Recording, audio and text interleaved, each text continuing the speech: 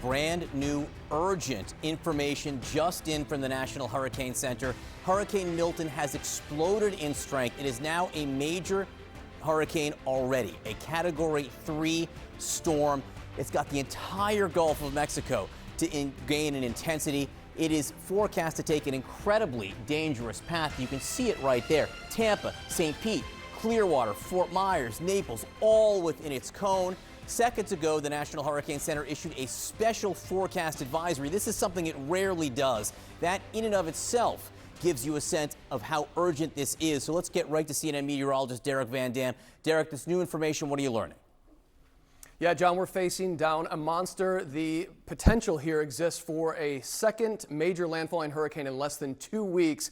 People along the west coast of Florida are still cleaning up from Helene. You got to keep that in mind. 125 mile per hour sustained winds. The bottom is quite literally dropping out from this particular storm. Major Hurricane Milton. This is the latest 8 a.m. update from the National Hurricane Center, a rare feat from the NHC because they wait usually between 5 to 11 a.m. to have that update. But because of this explosive growth, which by the way has increased speeds of over 70 miles per hour in less than 24 hours, doubling the criteria for rapid intensification, you can see this storm, now a Cat 3, likely will remain a Cat 4. That is a major hurricane teetering on a Cat 5 as it scrapes the northern Yucatan Peninsula where there are hurricane warnings.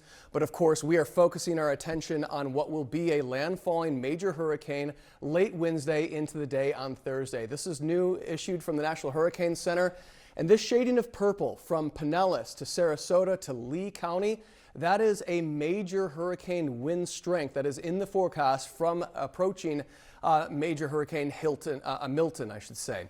This is interesting, John. The first initial storm surge forecast, 8 to 12 feet for Tampa Bay.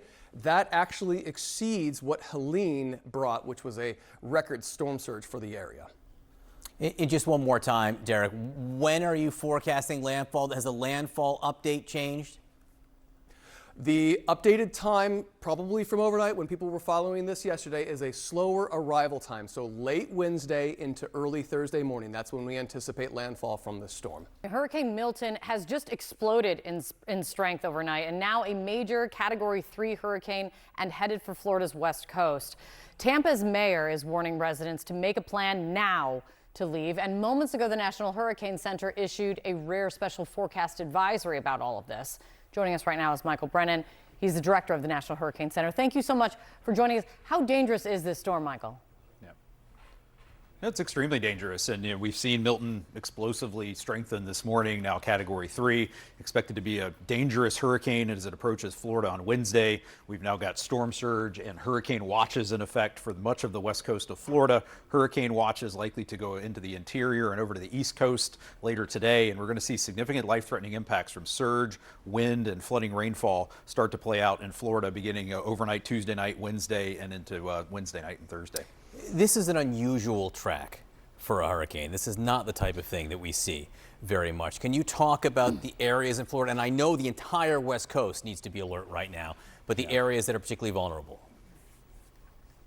Yeah, well, you have the west coast of Florida is exceptionally vulnerable to storm surge, especially from a track that's perpendicular to the coast where you're going to push that Gulf of Mexico water well inland into these bays and harbors. It's places like Tampa Bay, Charlotte Harbor, down to Fort Myers. These are places that are very vulnerable to surge. And if you look at the storm surge forecast we put out this morning, we're expecting somewhere between Anclote River and Inglewood, including the Tampa Bay area, somewhere in here to see 8 to 12 feet of inundation above ground level. Significant inundation all along the coast from Chokoloskee up to north of Tampa to Yankeetown, Suwannee River. Everyone here is at risk of at least seeing 4 to 5 feet of inundation above ground level. So that's really life-threatening surge.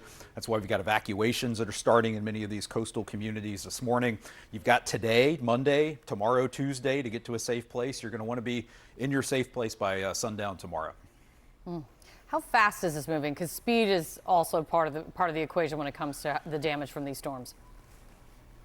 Yeah, right now Milton's moving at about 8 miles per hour. We're expecting a faster motion once it gets up here into the eastern Gulf of Mexico, of more closer to 15 miles per hour. So it's going to move pretty quickly across the peninsula, which means that it's going to bring those hurricane force winds likely all the way across Florida over to the east coast. We're still expecting to see, up to 15 inches of rainfall, especially along and north of the track. So the I-4 corridor up towards Jacksonville could see some significant flooding potential, even though the storm is going to be moving pretty quickly.